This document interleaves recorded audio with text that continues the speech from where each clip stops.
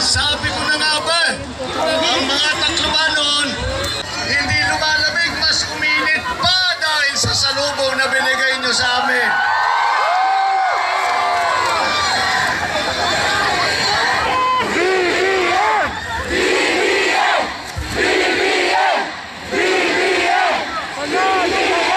Damo, salamat!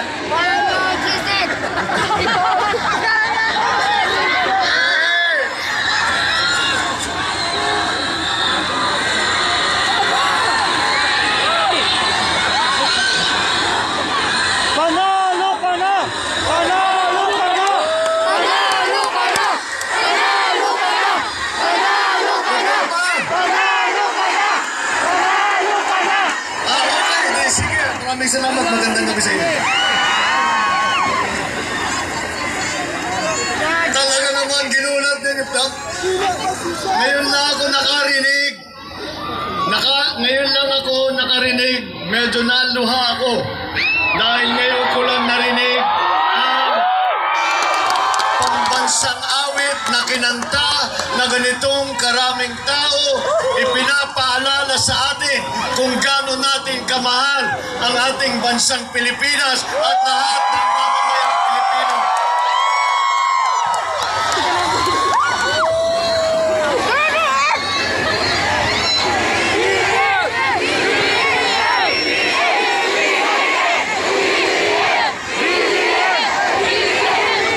Kanina pa po kami nag-aantay doon sa bandang likod. At nung nakita ko, sabi ko, talaga naman din sa Tacloban, pati yung mga dalaga humihiyaw sa akin.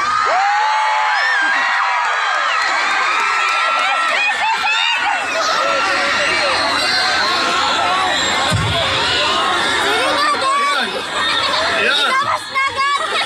Excited na nga ako. Akala ko, marami akong fans. Bigla na lang, nasaan si Sandro?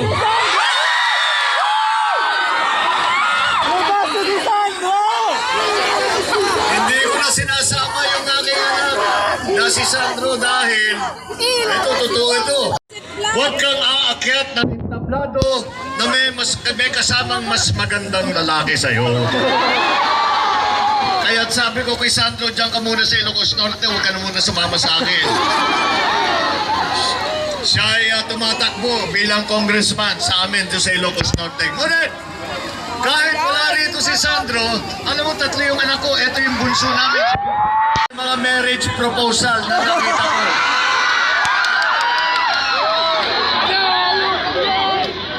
Ako'y nagpapasalamat sa inyo lahat. Alam ko, marami sa inyo, lalo yung mga nandito sa harap. Kanina pang alas 12, nandito na.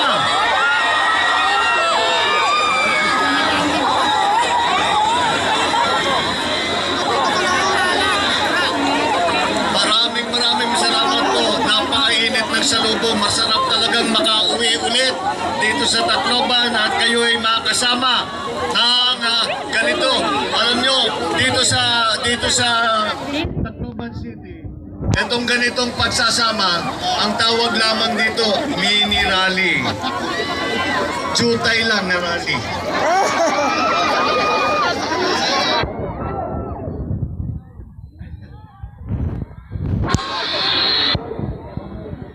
Alam ninyo, siguradong nanonood ng live stream ang aking ina. Kumustahin natin si Imelda. Hello, Imelda!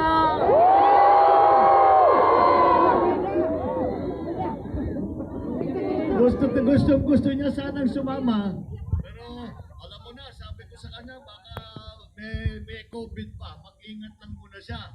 Pero lahat ay pinapanood, kaya lahat kayo nakikita ng mother ko at I'm sure tuwang-tuwa yan na makita kanyang mga kababayan.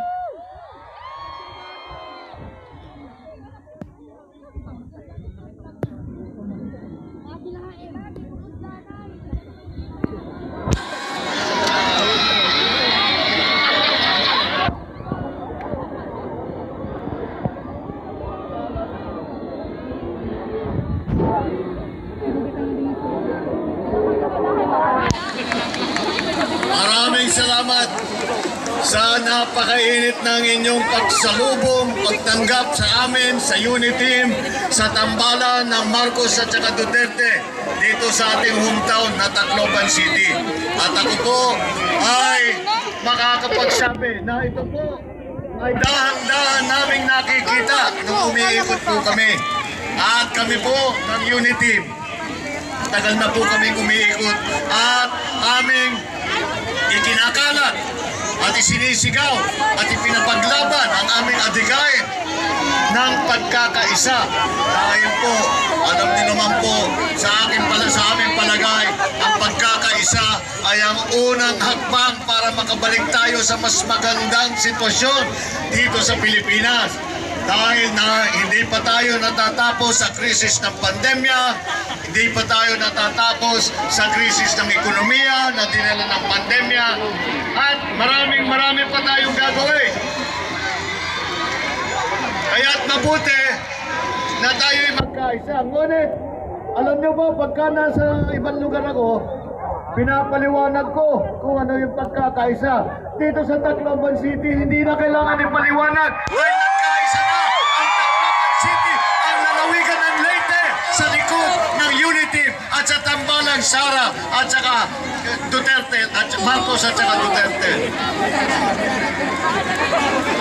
Kinakalat po namin ang mensaheng ito dahil sa aming pananaw, ito ay kailangan sa panahong ito.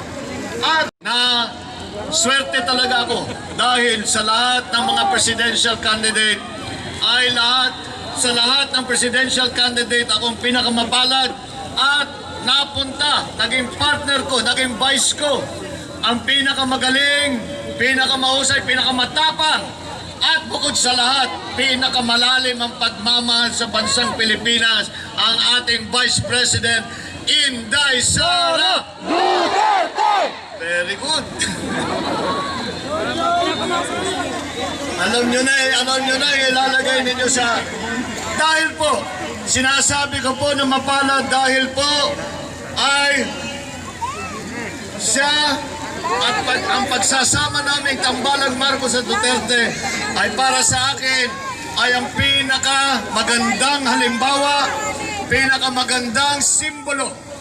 Dahil po, kung ako na galing sa Ilocos at galing ako dito sa Leyte at si Inday Sara na galing sa Davao sa Mindanao, na kaming dalawa ay nanggaling sa magkabilang dako ng Pilipinas ay nagsama, ay siguro naman kaya natin ipagsama ang buong Pilipinas.